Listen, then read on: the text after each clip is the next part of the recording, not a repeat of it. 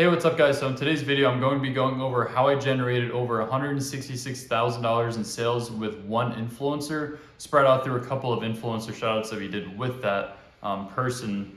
Now, before we get into the video, in order to reach these kind of influencers, you need the right kind of script. And I've just found one that worked really well for me, so I just wanted to give that to you guys as a free value.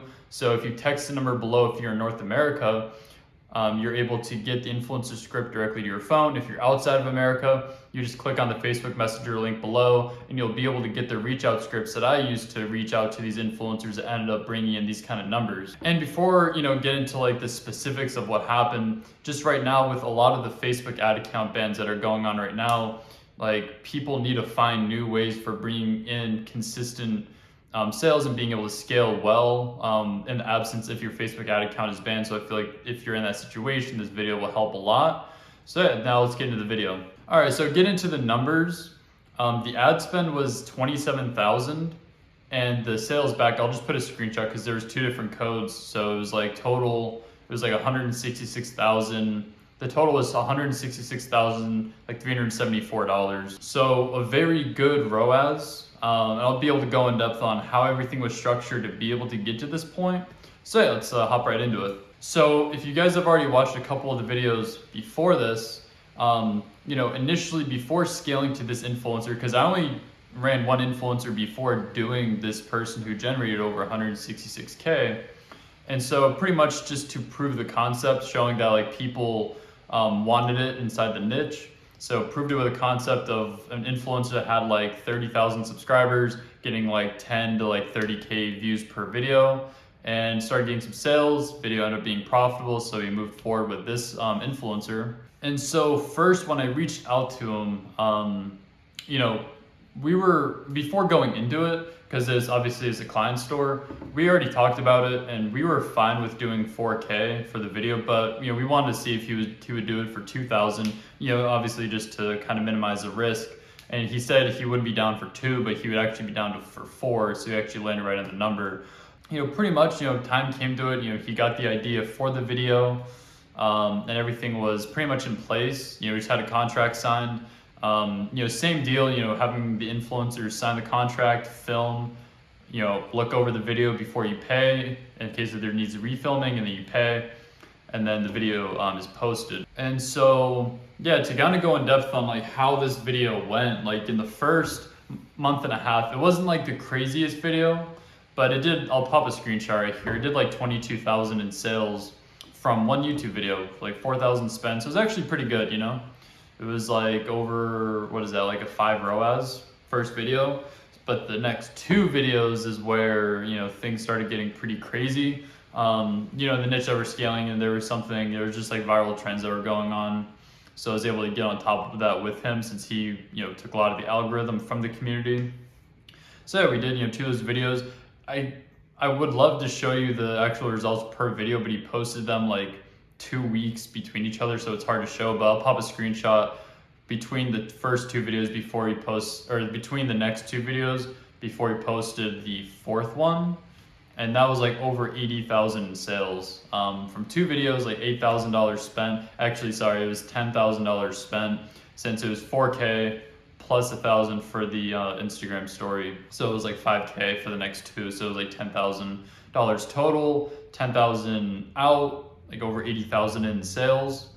And yeah, I'll just be going through like what actually happens through that, and so you guys will be able to get some good value from it. So I'm mainly going in depth on like how the actual partnerships work with these kinds of influencers, how to really maximize out their audience. So like when you're dealing with higher ad spend, typically you don't want to run like multiple times a month. Like say if you're doing like $100 shout outs, you can do that because the ad spend versus the ROAS supports that. But once you get into higher ad spend videos, you can't be running super consistently, just because you could be really profitable on the one video, but then what if the second video doesn't do too good, and then you kind of lose all the profit. So I just found a good medium for doing about once a month, but this influencer is performing really good, so we actually did it like twice in the same month. And so the way that these partnerships work is really being able to take the whole community. So small influencers are great, but at the same time, like when you start getting into scaling, it's kind of just a value proposition of either booking 50 people,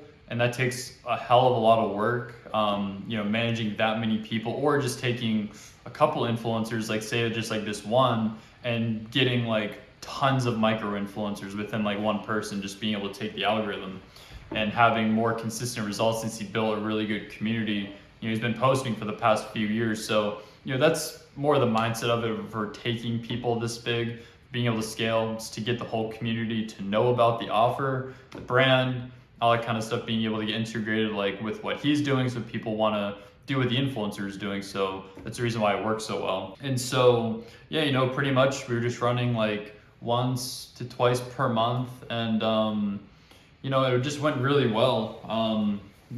And kind of like when you're running these kinds of shout outs, the first thing is the actual shout out, but there obviously comes into play with YouTube retargeting, Facebook retargeting, email marketing, text marketing.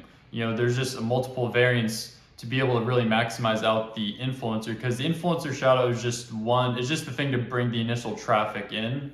But in order to really maximize on that, especially when you start getting into higher ad spend videos, like making sure your retargeting is on point, your email marketing is on point, you have good upsells built into the store for really being able to get the most out of each customer while providing good value to them. It's just, you want like all these things to really maximize out the shout outs, because if there wasn't those things set up, the ROAS wouldn't have been that good. So from the direct shoutouts, that's what they generated, using the code. But there's obviously a lot of people who didn't use the code, that were just buying through like email sequences, text sequences from the Instagram, from the Facebook retargeting. So all those things come into play. So the ROAS is probably way higher than what's actually shown on the discount code. But when you get into really scaling, like after you prove a concept with an influencer, you want to stay within that niche and just take the biggest influencers within that niche and being able to scale with them consistently.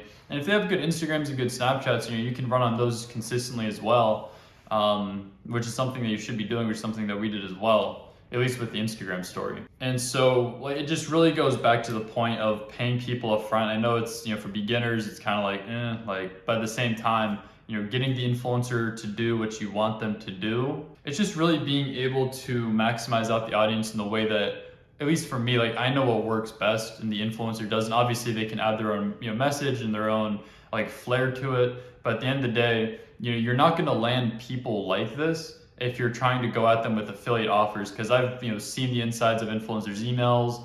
I have friends who are influencers that they pretty much ignore all affiliate offers unless it's like a really good deal, but most of the time you're not even going to get it. So in order to actually book these big influencers, you need to be paying up front. And it's actually really valuable for the brand as well, or say for like your store, because when you're paying up front, yes, you're paying them up front, but at the same time, you're keeping all the upside from the shout out. So that's just what I recommend doing.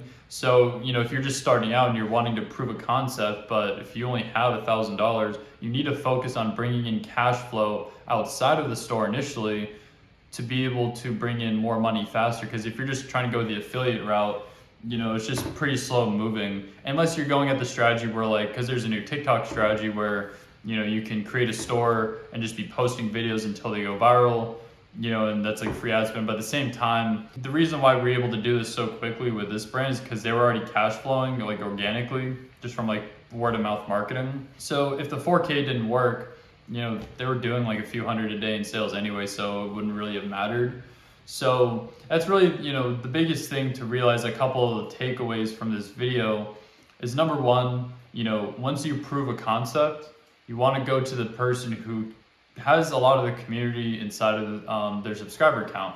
Someone who actually has a lot of subscribers in the community, but also gets a lot really good views as well. Another takeaway would be, you can get these people with affiliate deals. Like I said, I've seen the inside of influencers' emails and they just ignore all the affiliate offers. But when there's a paid offer, with like the scripts that I give you guys, if you text them or in the description, it's all based on offering them certain amounts or being able to at least ask what their rates are. But you want to make everything very simple. Come to them with an offer, or at least ask them what they charge. Depending on the niche, like most niches are accustomed to telling people what their rates are. If your niche is more underdeveloped, you can come at them with like a dollar amount based on what their views are, stuff like that. I'm just more I've done it for longer, so I'm able to just like eyeball YouTube views and just offer what I think is worth it for the influencer and for me as well. But you know, you can't take the whole community by storm and really scale if you're just doing affiliate most of the time. So just be prepared for that. And you know, really the main thing is like just go out there, prove the concept. Once you prove the concept, start trying to scale to the bigger people and run the person who worked initially multiple times to just say build up the profit to, you know, be able to pay someone a lot more.